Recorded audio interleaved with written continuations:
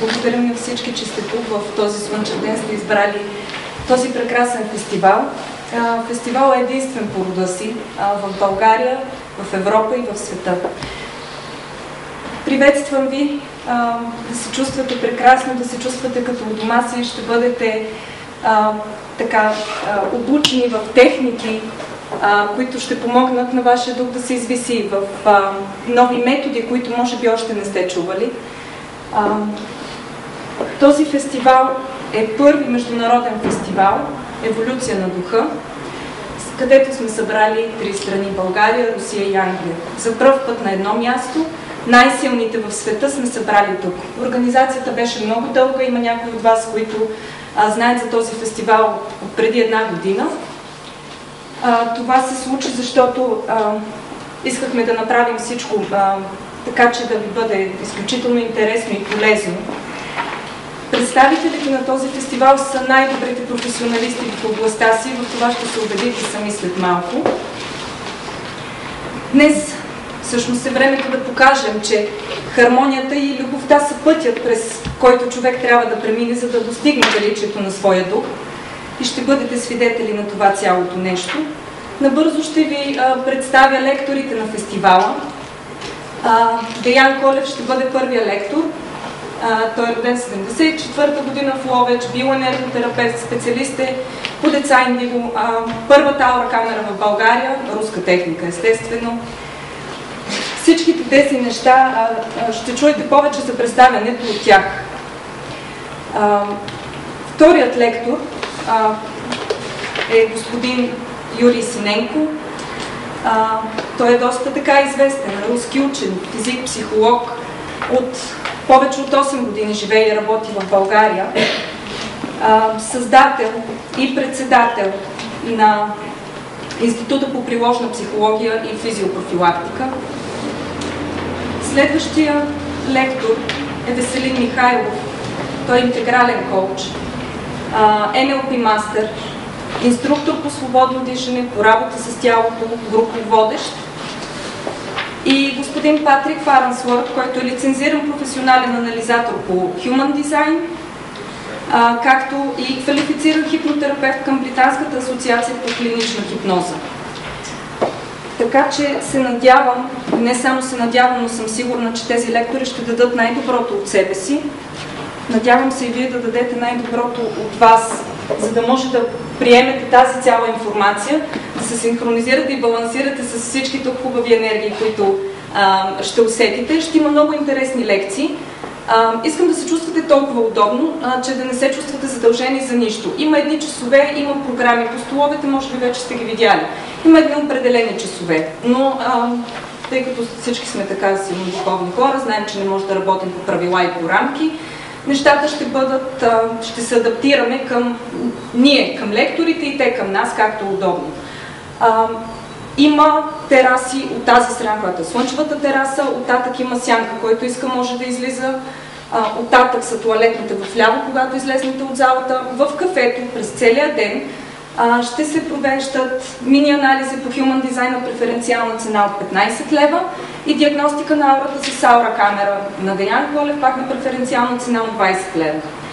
Това ще се случва през целия ден по време на фестивала. Ако на някоя лекция му се стори не е достатъчно интересна, за което съм сигурна, че няма да се случи, но все пак, или ви се стори много информацията, може да се възползвате от тези услуги, които са направени по цените специално и само за вас, и само тук може да ги намерите на такива цени. Във всеки един момент, в който имате нужда от почивка, може да излезнете, има вода в кафето, която може да ползвате, кафета, чайове и така нататък, кой каквото иска. След приключване на фестивал ще си направя едно малко парти. Имаме така едни малки изненади за вас, така че се надявам всичко да бъде наред. Ако имате някакви въпроси, може да се обръщате към мен, като организатор, например. И мисля да започвам. Ще ви представя Деян Колев първо.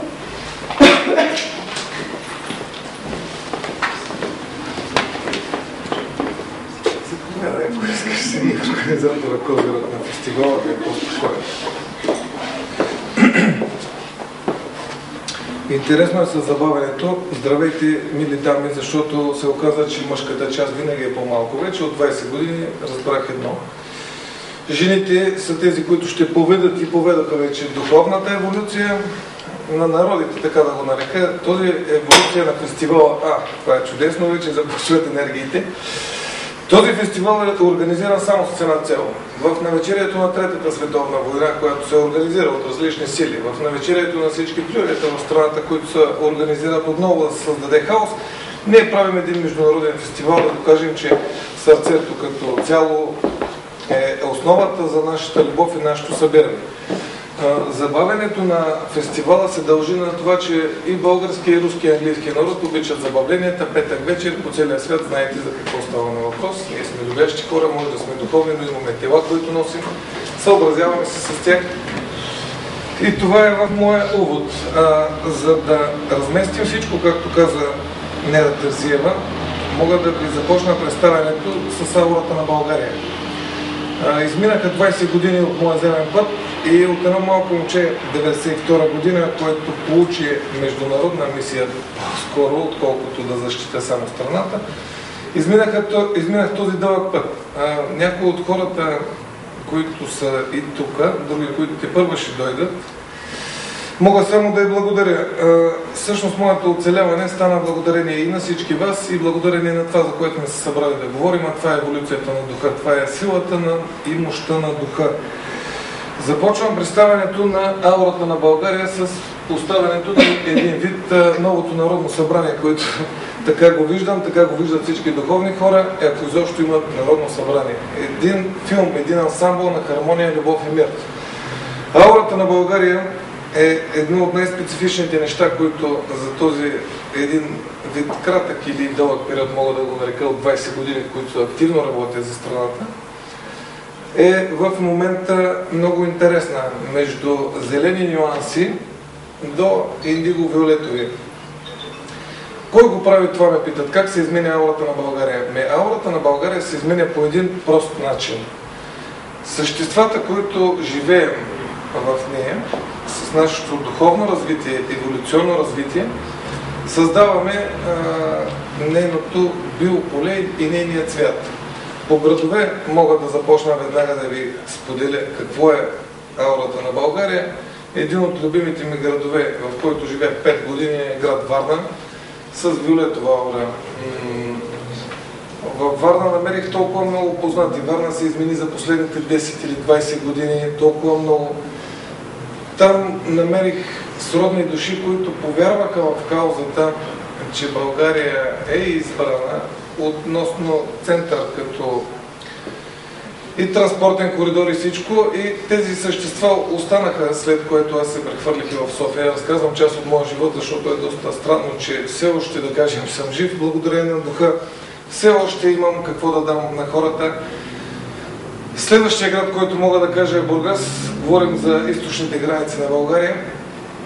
В Бургас също имаше трудности, там също има индигови хора. Най-трудното от всичко, което научих в живота, е, че търпението, което изградих в тези години, ме направи по-силен. Волята ми се усили и това го направи всички духовни хора, всички същества, които видях, които коригирахме.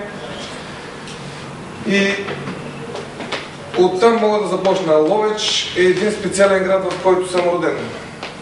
Евентуално не съм си правил ДНК-тест, защото смятам, че духа няма значение кои сте родителите, важното е какво предоставяш на хората, важното е да си стигнал до душата и до духа.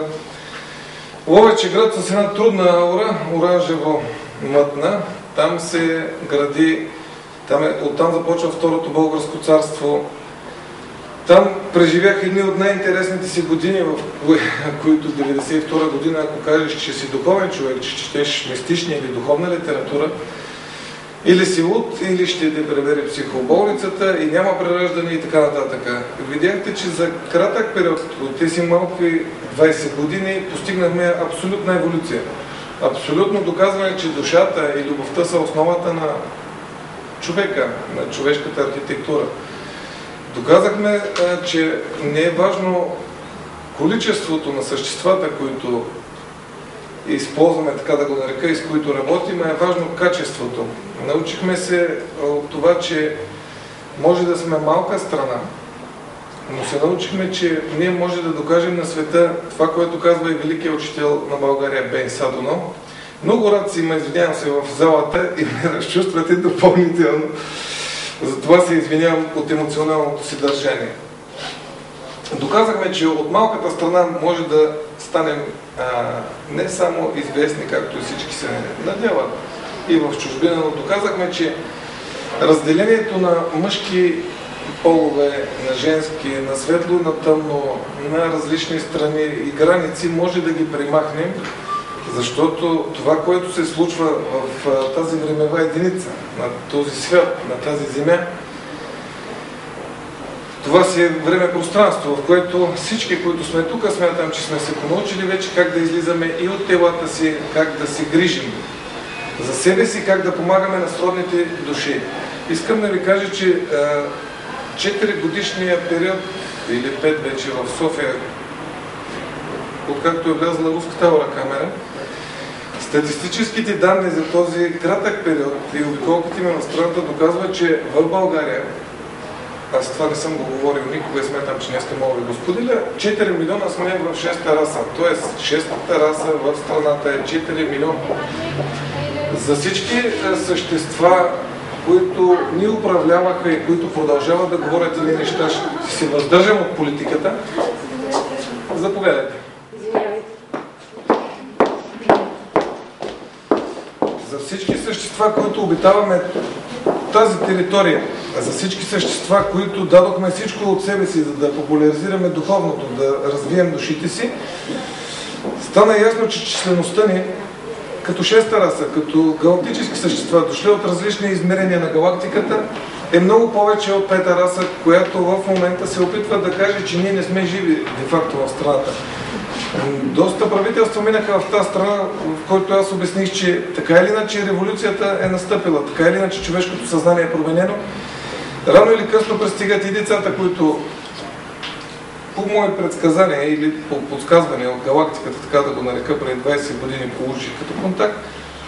Вече сме тук всички. Какво се случва в тази страна, все още никой не знае. Аз телевизия не гледам, защото това, което се излъчва по медиите, смятам, че е 90% обърнато от истинския сигнал на галактиката, от истинския сигнал, който всички получаваме. Затова сме се събрали тук. Организацията на фестивала, който започна Неда Терзиева, искам да ви обясня, ние с нея си направихме едно турне, в което гостуването ни в Слънчев бряг, не знам дали го знаете, беше се организира и бомбен атентат по същото време и така едното ни гостуване беше прекратено по различни причини. Следващото гостуване, което ние евентуално се постреснахме от това, което се случи, беше едно предупреждение, че заплахи, от които, че не може да се говори истината, че сме тръгнали по погрешен път, отложихме още веднъж фестивала и се оказа, че каквото и да правим, каквото и да се случва, поне моя личен урок, който научих, е, че всяко нещо е предначертано и написано и си има време и място. Аз все пак съм водолей, от всички бързини, които тръгнах да правим и да създаваме, разбрах урока. Урока е търпението. Искам да благодаря на Неда Терзиева, първо, че ми помогна толкова много. Искам да благодаря на Веско, на Патрик и на Юри, че дойдоха да направим и да дадем всичко от себе си, да докажем, че разделението е само в умовете, че всички като души и като духове сме свързани в една мултиизмерна вселена. Друго за аурата на България, което мога да споделя, е, че книгата, която подготвям, втората книга за Върнената истина, имам отново трудности, но има един велик филм, Тайната, в който се казва, че създавайки съпротива срещу нашите чисти начинания, ни показва, че ние сме на прав път и ще успеем. Доста неща мога да споделя, но с краткото време, което разполагам, ще гледам да се придържам, като водолей специално го говоря, към темите, които сме дошли да разискваме. Аурата на България при мисията, която поех 1992 година, първия лъч на майта и това, изглеждаше различен оранжев нюанс, в който като един тинейджер аз не знаех, че ще станат толкова сериозни и толкова велики неща.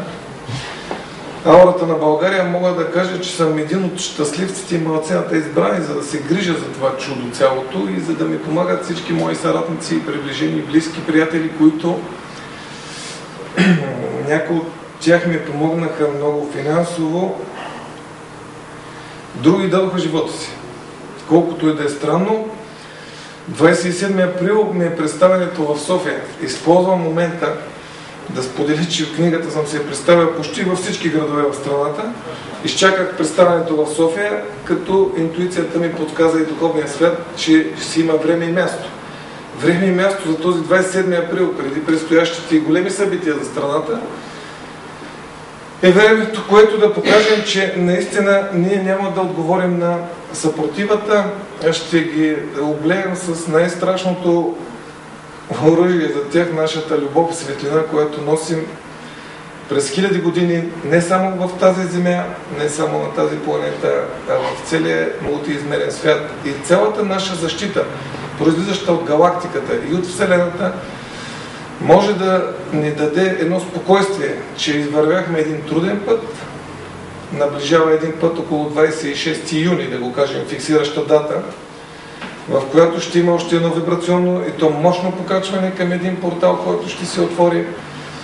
До тогава, освен да запазим самообладание, освен да дарим всички наши приятели и сродни души с любовта, която носим, съзнанията, които придобихме във времето, не намирам друго какво може да се направи на Земята, освен едно даване, освен едно разгръщане на нашите, така да ги нарека, защото аз от дете го използвам този символ, че баща ми, да кажем, галактиката, майка ми е Вселената, че идвам от другаде. Това е основното нещо, за което дойдох аз на Земята, за което сте дошли, надявам се и вие. За аурата на България мога да продължа да говоря относно различните градове. София като столица е с големи трудности, пълните енергийни атаки, които се извършват към тази страна. Вече всички знаем от интернет, няма да говоря за отрицателни теми и да ги създаваме за рептили и така нататък. Днес сме се събрали заедно да покажем, че силата на духа е над всичко и силата на духа е водеща в нашия еволюционен свят. София като град в нашата страна е със специфична структура. Много от устройствата, които се опитват да ни зомбират и да ни пречат да съществуваме, много от въздуха, който е замърсен, ние всичко го виждаме. И много хора ме питат, защото на мен е трудно да казвам, че имам пациенти или клиенти, защото всяко човешко същество, което е дошло да се изследва една аура камера и на което съм правил енергийни корекции, е станал един вид като сродна душа. Затова се опитвам да сплотим всичко, което е тук като души и като енергия. Един от градовете, ще продължа нататък, е Пловдив. Пловдив е с специфична зелена аура. Много от вас са чели и книгата "Аурата на България". Пловдив е града с 7 хълма, 7 тепета. Това е една от защитните линии на страната. Обяснявам енергийната защита, защото в следващата книга ще разясня какво съм правил и с Балканите, и то по нареждане на Галактическата федерация, защото това тяло, което гледате, всички знаете, че има дух, който го ръководи и се стремим да дадем всичко в една цел. Доброто на този народ, доброто на всички народи по земята и едно пълно обединение на шестата раса. Град Пловдив е свързан с 7 лъча, които са различни на цвят. Свързан е с южната част на страната. Лъчите са обърнати по всички граници, разпределени, за да може всичко, което идва към нашата страна като енергийни атаки, като влияние външни, да може да има филтри, които да ги отбият. Странно е, че един приятел, който преди 3 дни ми подари един спартански меч, който е свързано с някакви прераждания, ми каза, че и господин Молдашев е споделил едни неща за аурата на Русия и Русиней, който тук може да ги обясни, че случайно съм направил същата защитна линия като Русия. Тоест, Меркабата на Русия, аз не съм го знаел, е с подобна структура, като нашата енергийна защита, Меркабата на България. Един от любимите ми градове, град Свищов, в който се създаде и втората ми група, е северната граница на страната. Там живях 4-5 години. Там се изгради основната линия за атака. При положение, че се атакува страната, говоря ви тези неща, защото няма друг път, в който да ги сподели, няма медия, в която да ги излъча после. Град Свищов е свързан с Син Лъч, Син Спектър, в който при енергийно нападение, обикновено се прави това към София, се включва защитната линия от Пловдив и тогава се надигат всички защитни лъчи, които за 20 години се опитах и изградих в тази страна. Така че относно енергийното защитаване, относно енергийните атаки, българският народ и всички наши приятели и сродни души, които обитават тази страна, защото всички знаем от преражданията, че всяка една душа се връща отново в земите, в които изживява, може да бъдем спокойни от тази гледна точка за нашето съществуване. Какво може да направим от тук нататък след нашето обединение? Ето това нещо, което ме е дадено преди 20 години като видение. Ето това нещо трябва да се изгради в тази страна. Те са 13 на брой енергийните центрове и при едно завихране галактическо, което може да се построи, ще стане първата страна в света, която има такъв център. Знам, че срещу мен са изправени много същества, които да ми пречат и аз си благодарих. Знам, че едно тотално оплюване има по всички духовни хора, които са дръзнали да изричат истината, но и знам друго, че волята ни за успех е толкова голяма и волята ни за изпълнение на мисията е толкова силна и мощна, че ако е трябвало да не пречупват, ако е трябвало да ни спират, това е трябвало да стане много преди време. Сега нещата са променени. Затова всички техники, които днеска ще видите от едни специални мои приятели, които също ще излезат пред вас да говорят, може да ги използвате и свободно разпространите при всички ваши сродни души, при всички ваши приятели, за да успеем да създадем този енергиен баланс. В следващите лекции ще споделя и част от забранената истина, книгата, която тепърва ще се издаде, с подкрепа както на съществата в тази страна, надявам се, международна подкрепа, за да споделя и други забравени истини и за България, и за света, в която истина, значи да говорим за времето на Атлантида, всички сме живеели в един ансамбъл и всички сме знаели какво да правим на Земята и всички сме знаели, че животните и растенията и минералите, както и човека, е свързан с по-висшите иерархии на ангели, архангели, власти, сили, херовими, господства, описано е навсякъде. Това е нашата цел, моята, за да споделя всичко това с вас. Мога да попитам Терзиева с времето как сме, защото имам малко и проблеми с говоренето. Някой път се случва по 24 часа. Всички лектори сме така. Ами ако искаш сме точно на време, да започнем следващата лекция, така ще бъде. И понеже сме по-такъв съкратен елитен вариант, интересно ме е до 16 часа. Могат да бъдат по-дълги, някои да бъдат по-къси, всичко ще... За да чуем как тръгват нещата, за да видим как е, за на обедната почивка да знаем как да разпределим. Защото, пак повтарям, думата не е семинар, думата е фестивал. Произлиза от това да се съберем, да си споделим кой какво е научил и как да продължим нататък. Ако имате някакви въпроси, сега е времето да ги зададете, т.е. след края на лекцията, както сега той е свършил, някакви въпроси, ако има. Имате ли наблюдения за градовете Кърджали, Смолян и Петрич? Аз за Кърджали специално имам наблюдението голямо. Повечето ми гостувания и повечето ми неща бяха изцяло концентрирани в Хасково. Един от най-трудните региони в страната. Говорим за всичко, което се прави. Няма смисъл да го споделим, като всички го знаят толкова години. В Хасково последното ми представяне, сега организирам следващото представяне, беше, че хората са изключително притеснени от да не използвам имена и събития и неща, затова нали, правим и този фестивал.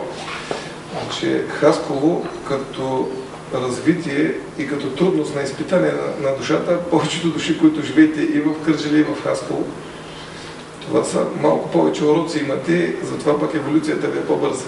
Наблюдение имам за цялата страна, защото всяка една енергия, която минава през страната, или всяко един опит за земетресение, или каквото и да е, аз съм се заклел в църквата в град Сопот, където се е заклел Васил Левски и съм казал, че давам моя живот, нали, ако нещо се случи на страната. Така че наблюдението са ми не е само за Кърджали, а всеки сантиметър, който някой нарушава енергийно, говоря. Хасково и Кърджали ще предстои гостуване и имам голямо наблюдение за тези два града. В кавички казано, някой път тук се популяризира Северна Турция. Не е така варианта. Има си много други административни неща, които може да се оправи и Хасково и Кърджали надолу. Смятам, че пътя, по който ние водим през високите нива, през вибрацията, може да даде едно спокойствие на тези два града, особено на Кърджали. Ако има други въпроси, мога да ви отговоря. Ако искате да минем, да пуснем следващите лектори, да кажете те по няколко думи и при обедната почивка да си направим една свободна воля, как искате да продължи фестивала. Защото това е рамки, закони, аз като ги чуя от дете тези неща и влез в правия път, нали, съм Виолетов и веднага поемам друга посока. Интересно само как мериш аурата на един град. Как е меря? Значи меренето на аурата не е меря с уред, виждам с зрението, което е аурично, познавам хората, изследвал съм ги, познавам ги като приятели и спрямо минаването ми през тези градове си правя статистически данни как се изменят самите същества в определеното населено място и град. Не меря с уред, няма как да измерим да хванем града на. Большинството от хората са зелени. Большинството от хората, говорим за Пловдив, като преливаща енергия е зелена. Това означава любов. Тоест, който има нужда от някакви корекции в тази област, отива на Тепето, излиза, повесели се по река Марица, поосвободи тази чакра, чакай да направим малко от тези забранените неща, отваря цялата и разбира, че има нещо хубаво, което му се е случило и се прибира. Това е. Да минем нататък. Има ли още един въпрос, защото после ще имаме време, нали, това искам да предложа, при коктейла, шампанско и торти, да си се запознаем и да си задаваме още и още въпроси. Само искам да попитам нещо. Това ли е усещането, защото, например, аз и много мои приятели и други хора казват, отивам в Пловдив, за да се почувствам добре. Това съм го чувала не само от себе си, която обичам този град, а от други хора. Това ли е усещането да отидеш в един такъв град с зелена аура и да се усетиш? Точно, Атанас Буров го е казал. Взимаш си жена от равна Тракия, за да живееш добре, но той е имал предвид любов в цялата ситуация. Великият Атанас Буров, който ни е научил на много неща, това е усещането в град Пловдив. Самата му архитектура, самото му излъчване е зелена аура. Това е като имаме нужда, минем през Пловдив. Марица, изчисти нещата. Чакай да видим, че гледам на GPS-а отгоре. Монтана, Видин, Враца. Там да ви кажа за тези градове, трябва да се намери някой, който не само да инвестира, някой, който да помогне, защото всички енергийни атаки, които получава България, минават точно от северо-запад. Говорим за изоставяне на населението, говорим за никакви инвестиции, говорим за хората, вече са оставени, нали? А забравяме бързо преди 30 години какво бешеха тези градове. Враца, дори и Ловеч, нали? Сменят се нещата. Смятам, че тези градове трябва да се направи и енергийни още неща и някой да намери воля да инвестира. Аз все още се занимавам с духовни неща в страната. Другите земните си има кой да ги действа. Следващия кой. Господин Юрисиненко. Благодаря. Ами тъй като явно се притесняваме за аплодисменти, аз ще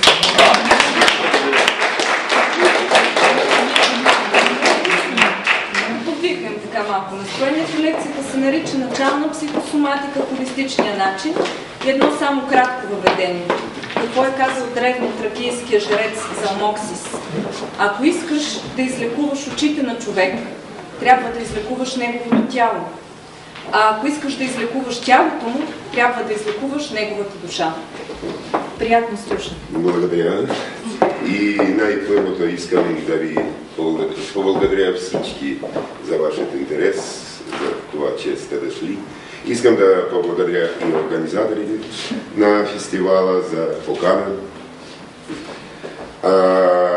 Този цитат, който сте чули, казал един от моите познати, древнотракийски жрец Залмоксис, който е живеел тук наскоро, 3000 години преди Христа.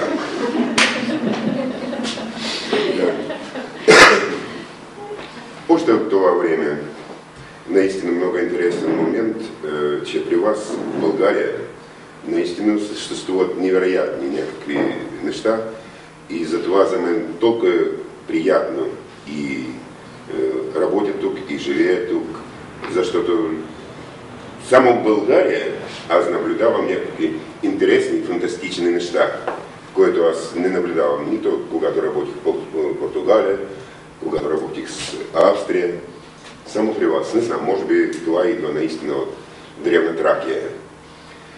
Какво е това? Психосоматика. От това, знаете ли, като на ръба медицина и психология. Психо – душа, сома – тяло. И когато ние обръщаме вниманието към тази връзка, която съществува между душата и тялото, и обратно между тялото и душа, тогава ние, оказва се, можем да решим не само някакви здравословни проблеми, но емоционални. А решавайки емоционалните проблеми, ние можем да решим и здравословните проблеми. С това аз се занимавам, с това мисля, но поне за мен много интересни неща. По-рано, когато медицина започва да се развива още от древни Египет и така нататък, по това време нямаше разделение, доколкото аз помня, нямаше разделение между специалисти, които се занимават с костите на човека, специалисти, които се занимават с зрението на човека, специалисти, които се занимават с нервната система и специалисти, които се занимават, например, с гинекология. По-рано това е било всичко заедно. Но с развитие на медицина, сега някъде от средата от 16 век, вече започва специализация. И искам да ви попитам, между другото, примерно някой от вас, който носите очилата, да? Когато вие идвате на преглед към лекаря, той пита ли вас какво вие сте емоционално състояние? Никога. Никога. Защото той знае много добре такава доста тесничка област в своята професия. И веднага слага вие на стола и започва да променя лещите. А може би вие сте в този момент, идвате след някакъв гап семейство. А може би вашият шеф вече направил нещо. И вашето зрение е толкова намалено, че вие не искате да виждате. Между другото, бих обърнал вашето внимание към много важен момент. Да бъдете много внимателни с думите. Когато човек казва, не искам да виждам, и неговото подсъзнание веднага възприема това като команда. Моят стъпанин не иска да вижда. И започва зрение да се намалява. Не искам да те чуя. Позната дума, нали така? И колко е странно, слуха започва да се намалява. И така нататък. Има директна връзка между нашите думи, нашите емоции и нашето здраве. Абсолютно директна. Но мисля, че вие сте чели тези книги на Лис Бурбо, който много внимателно се занимава с този проблем. Но това е по-скоро такова доста популярно, но много интересна литература. Но когато започваш да се занимаваш, да се гмуркаш в това, оказва се, че всички здравословни проблеми идват от тук. А вие можете да кажете, а как така? Но примерно излизам от къщата и опа, отгоре падна тухла. Да. Как е така? Нашето подсъзнание избира пътят, ние да завием надясно или наляво. И тук има директна връзка между нашето емоционално състояние. Абсолютно директно. И когато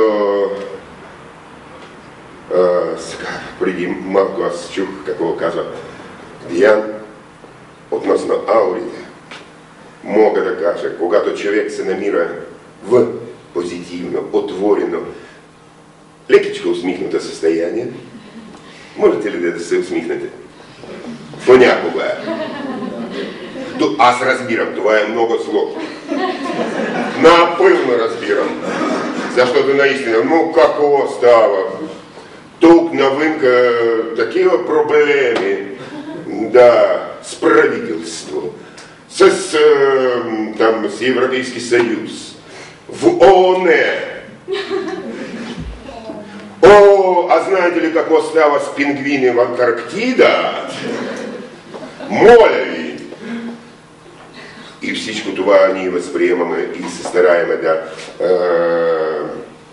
преживеем, забравяйки за това, че всеки един от нас, всеки един от вас е една безкрайна вселена.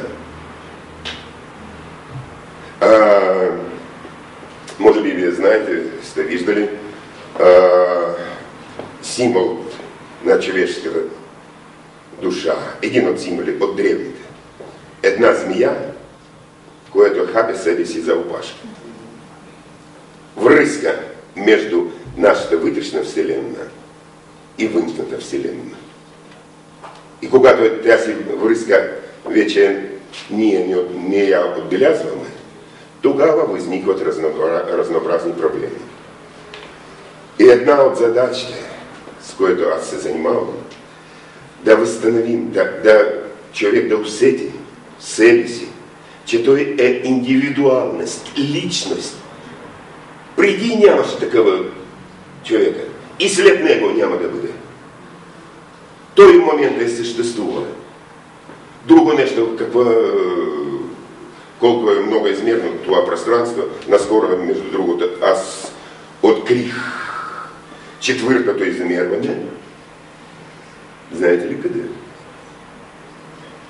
Оказва се, че всяка една дамска чанта има четвърто измерване. Там има такива неща. Можеш половин година да живееш на Северния полюс или можеш да отиваш да разбиваш сейфове. Всичко има. Да. Точно така. При това е доста материално. Сега вие сами можете да проверите. Какво там само не във вашите чанти. Да. И продължавайки това, когато ние наистина усещаме връзката, която съществува в нас, с вътрешната вселена и с външната вселена, тогава ние все по-близо и по-близо отиваме към, с високи думи, да кажем, хармония, с по-такива по-простички думи към баланса със света. Но аз съм по първото образование физикъл, така че за мен по-близо такива термини. Към усещането за гравитация. Да. Вие знаете, че у вас има такова сетиво усещането за гравитация. Жените знаят. Всеки 28-29 дни, или не знам колкото през месеца, те усещат въздействие на фазата на Луна. Нали така? Гравитация. Може би вие не знаете, че и мъжските сперматозоиди са активни в определените фази на Луна. И от тук излиза най-оптималният момент за зачеването на детето. Ето го. Извинявайте. Когато ние говорим относно това, че усмивка, това е чудо, което ние получихме като подарък от Слънце. Когато ние се усмихваме, там вървят у нас много интересни физиологични процеси, биохимични и така нататък. Аз не искам да влизам в тези подробности, детайли, но само важно, когато сте усмихнати, вашето състояние е друго. Светите като огледалото. Около вас има огледала. И ако ви погледнете към огледалото, о, какво се виждате? Ако погледнете към другата, о! Толкова е лесно, нали? Разбирам, отново казвам, че доста е сложно. И затова, когато аз водя курсове в института, най-първото упражнение, което давам на нашите курсисти, е усмивка. Усмивка. Това е един невероятен ключ към другия човек. Защото на подсъзнателно ниво, на невербално ниво, човек усеща срещу себе си като огледало. Специалистите от НЛП много добре знаят това. Това се нарича, ще говорят специалистите. Аз се занимавам с някакви други неща. Много е сложно да създадеш усмивка на лицето си. Да. Но все пак от време на време опитайте. Опитайте и вие ще усетите доколко с такова простичко, елементарно упражнение ще се промени света покрай вас. Невъзможно да промениш света, но ти можеш да промениш себе си. Своята позиция, гледна точка, своето състояние. Ти сам управляваш своето състояние така, както ти искаш.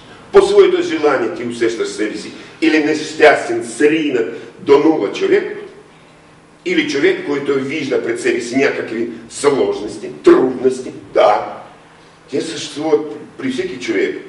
Аз не познавам един, който има зад себе си крълца. Няма такъв, който лети.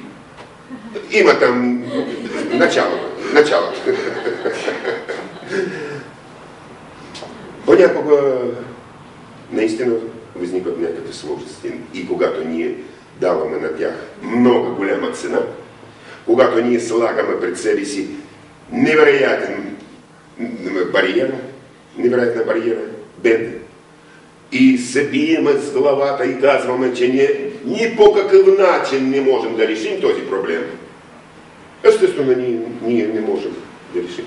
Ако ние казваме на себе си, да, проблемът е съществува, но ако започва да работи крачка по крачка, проблемът ще бъде преодолен. При това няма разлика емоционален ли проблем, здравословен ли проблем, проблемът с общуване, проблем някакви конфликти. Стига вие да поискате. Моят най-обичният герой на детски приказки, Барон Мюнхгаузен.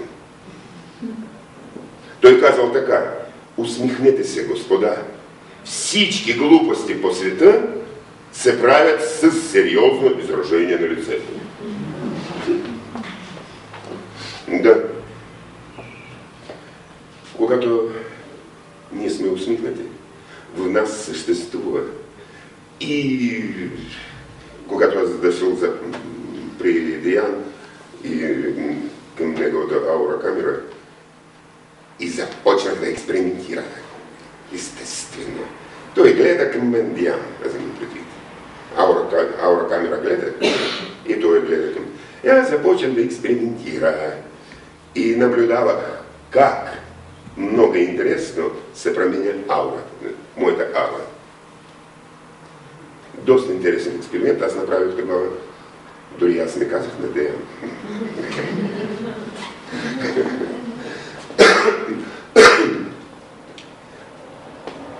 Когато сме усмихнати, започва да работи другата енергетика. Другата енергетика, която протича в нас по различни пътища, пътечки. Една от част с това, какво се занимаваме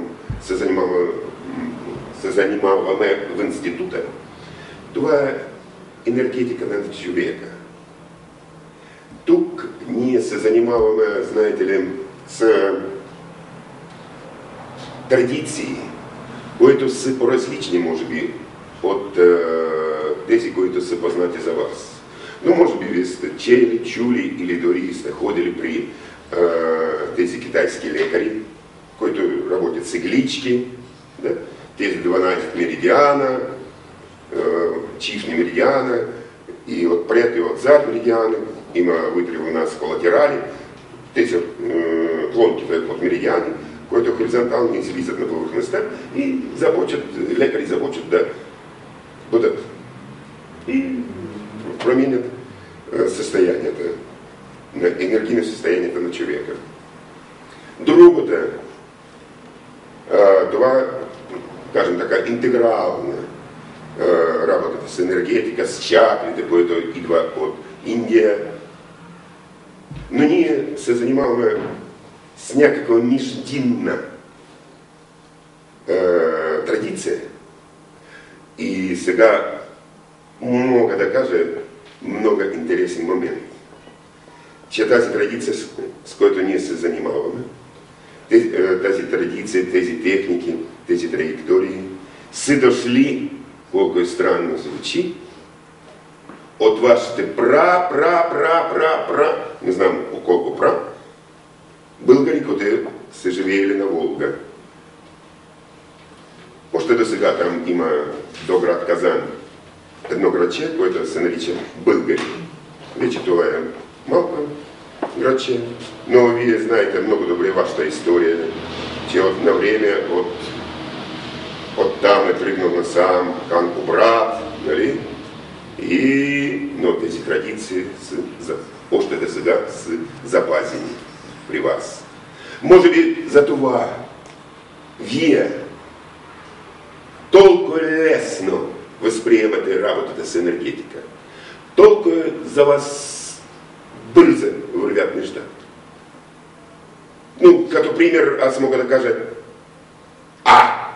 но тези, които от нашите курсисти те знаят, а другите, давайте да направим едно лекичко упражнение. Искате ли? Вие в момент ще се разберете доколко сте талантливи. Искате ли? Да. Седнете тогава лекичко, по-свободно, без напрежение, отпуснете се, моля ви, както по-удобно. Имам една молба. Понаблюдавайте дишането си. Като всички нормални хора, вие дишате от време на време, нали така? Да. А сега малко по-дълбоко понаблюдавайте температурата на въздуха, който преминава през носоглътката. Когато вие вдишвате, издишвате. Има ли разлика? Да. При кого няма? А знаете ли, при кого няма такова усещане, че има разлика в температурата? При всички има. Знаете ли, когато аз преподавах в Австрия, аз една седмица се бил с главата в стената, те да усетят разликата в температура. За вас това е смешно. Аз цялата седмица разказвам, давайте да подишем така, давайте да подишем така, давайте да подишем онака. А за вас това е естествено. И това е нормално. Нормално. Когато вие усещате в себе си тези дарби, заложби, които, не знам, може би на генетично ниво, може би на, не знам, на ментално, много дълбоко ниво, Знам, естествено, но това е другият разговор, което ви носите в себе си. Много елементарно да усетиш топлина и хлад, топлина и хлад. Не? Елементарно, казва казва Холмс на доктор Уотсън. Това е простичко усещане, простичко упражнение, когато ви предизвиквате, наблюдавате усещаните за топлина при издишване и прохлада при вдишване. Но ако вие прилагате това простичко упражнение към отделни части във вашето тяло, ну, примерно, започвате да дишате, не знам, прислънчивият скрит. Когато аз работя с деца, за възрастни хора това е много сложно, обясняваш, а за деца да казваш, давайте сега да подишам през коленете. И тя започва да диша през коленете. С възрастни хора аз работя, когато водя курса, 3 часа през вечерта, и хората се дишат, но на втори ден се усмиват, естествено. При децата няма такива. Аз работя с тях по 1 час и половина. Те тичат по залата, натам, насам, там някакви невероятни разправи. И те получават много по-бързо резултати. И техните резултати много по-впечатляващи, отколкото при възрастните хора. Когато ние създаваме някаква определена област в нашето тяло, последователно, ритмично, в ритъма с дишането, създаваме усещането за прохлада, вдишвайки, топлина, издишвайки. Там, в това местенце, се намират кръвеносните съдове. И в ритъма на сдишането, те се свиват от прохлада, се разширяват, се свиват, се разширяват, се свиват, се разширяват. И става един масаж на кръвеносните съдове. Покрай кръвеносните съдове има нервните окончания, периферната нервна система. Покрай тях има лимфната система. И правейки масаж на кръвеносните съдове, вие правите масажа и на периферната нервна система, и на лимфната система. Ето го. 3 в 1. Да. Когато вие започнете, ну, поне аз така давам на курса, започвате да дишате през тези енергийни центрове, чакрите. Оказва се, с помощта на това дишане, човек може много бързо и много добре да стабилизира своето енергийно състояние, балансирайки състоянието от минус 2 чакра, минус 1 чакра и така, до плюс 1 и 2 чакра. С лекота.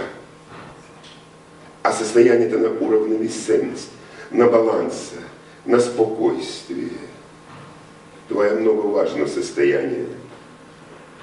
В източни бойни изкуства има такава красива метафора. Състоянието на духа трябва да прилича на състоянието на спокойно горско езеро. И вие можете да представите спокойно горско езеро. То е гладко, повърхността. Дори една тревичка ще падне и веднага възникват вълнички. Ако вие в такова емоционално състояние скали можеш да обрушиш на там, в това езеро, нищо няма да бъде забелязано. И в това спокойно състояние, на такова ниво, този момент започва да работи вашата интуиция.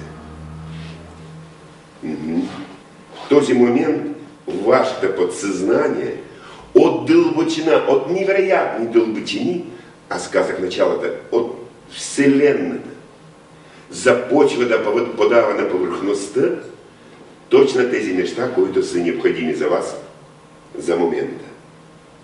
А след това казвам, да, това е някъде става абсолютно случайно.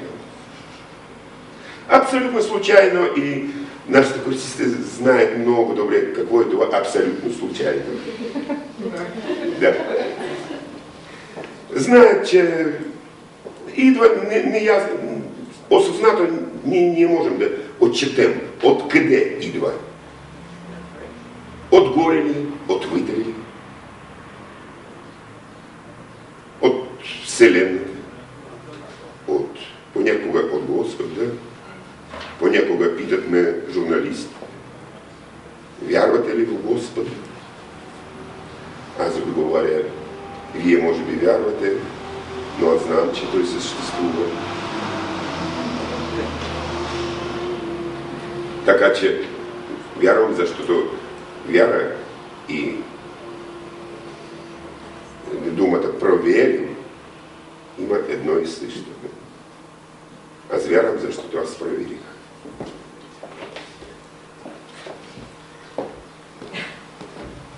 Някакъв въпрос. Всичко е наред. Вода да ти предложа, искаш ли да ти? Благодаря ти. За сега в момента още не, защото мисля, че тази вода, която аз като дъжд поливам на вас, върху вас. Да.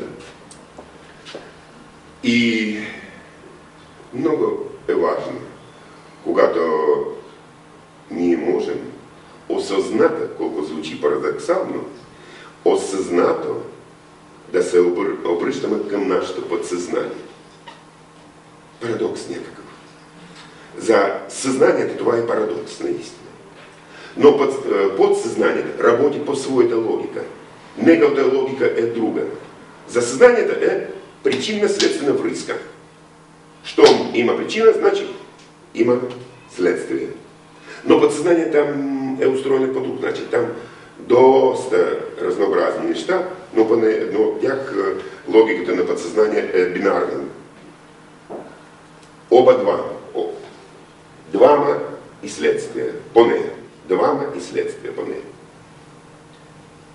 Законите на Вселена, законите на подсъзнание, ние знаем от тях само дребничко нещо. Но съществува, аз наричам така, естествен ред на нещата, които това е не като закон, не като някакво нареждане. Карма, понякога казват.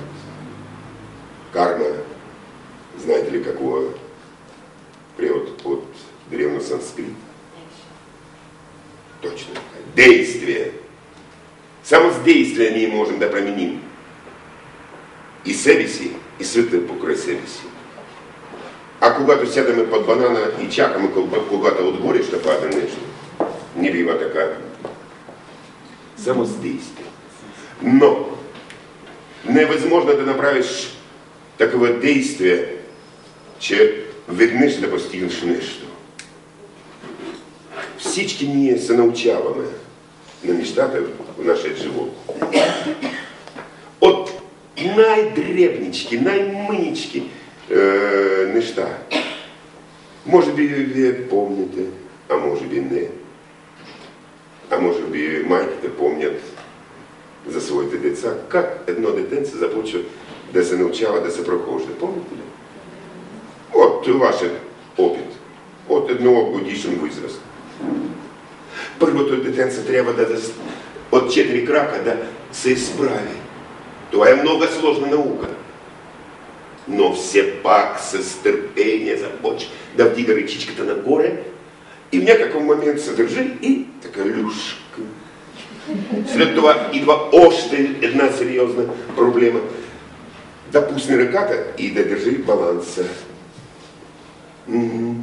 След това още една сериозен проблем. Да пусне втората ръка и пак да държи баланса. Това е много важно. Детенца на неосъзната ниво усеща гравитация. Тази сила, която преминава от полярната звезда към центъра на нашата Земя, А след това идва още една, идва момента за решаване на още един сериозен проблем. Как може да направи една крачка? И то прави крачка, оп, на дупца. Но упорито той продължава детенцето. Продължава да застава на краката и пак пада на дупец. Понякога ни на дупето напред. За какво ние сме? Поне аз на този живот, в този живот, на тази земя, за да получавам опит. И естествено някакви поуки, естествено някакви изводи за себе си. В физика има такава положителна обратна връзка и отрицателна обратна връзка. Отрицателна обратна връзка стабилизира ситуацията, а положителна обратна връзка повдига я нагоре. И редуваме. И това е нормално. И изглежда като синусоида. Нагоре-надолу, нагоре-надолу. Ако погледнем към синусоида от триизмерна позиция, това прилича естествено на спирала. И това отива към първият закон на Хегел. И общество, социум и човек и всеки биологическо нещо се развива по спиралата. Все по-нагоре, по-нагоре, по-нагоре. И когато поне част от тези неща ние осъзнаваме, това е давало в нас такива инструменти, такива възможности, че ние наистина можем да постигнем всичко, каквото искаме в живота си. Ние можем невероятни неща. След обед аз ще продължа своята лекция, но по друга тема. Малко по друга тема, там къде вие сами да виждате какви възможности предизвиква човешката психика. Как тя може да управлява състоянието на тялото. Как тя може да постигне. Тези етюди, които ще виждате по време на втората лекция, тези мънички психологически етюди, но те ще покажат на вас доколко не са познати за вас възможности на човеческата психика. И накрая на своята такава, не знам, изнасена лекция или приказка, да, някаква, за безгранични, безкрайни възможности на човека, който наистина усеща в себе си и вътрешната вселена. И усеща, че той е свързан с милиони, милиарди нишки ли, въженца, жички ли с вселената. Всички ние свързани между себе си. Но ние осъзнателно не отбелязваме. А тази връзка, или тези връзки, безброй връзки, съществуват в нас. Усещайки сега с голям интерес наблюдавам аурата на залата, между другото. С голям интерес. И естествено, от време на време аз прескачах към другата тема и наблюдавам следващата промяна в аурата. И знаете ли как? Колко интересно изглежда аурата вече на групата? Зеленичко. Аха! Интригувам. Първото, още от началото, е изглеждала малко такова разкисана. Всеки от вас е дошъл със своето мисли, представи, образи, състояние, емоции и така нататък. Но лека по лека започва аурата, като че ли става по-плътничка, по-обединена, между зелено и светло-синьо става, като обществе. Естествено, има и полихи, има там. Всеки един от нас е индивидуалност, аз казах. И това е много важно. Но съществува и така наречена груповата динамика или в психология, или в енергетиката, груповата енергетика. Когато хората започват на неосъзната ниво, работят в общ ритм, в резонанс, в синхрон. Това сега аз наблюдавам. И за сега аз приключвам. Благодаря ви много.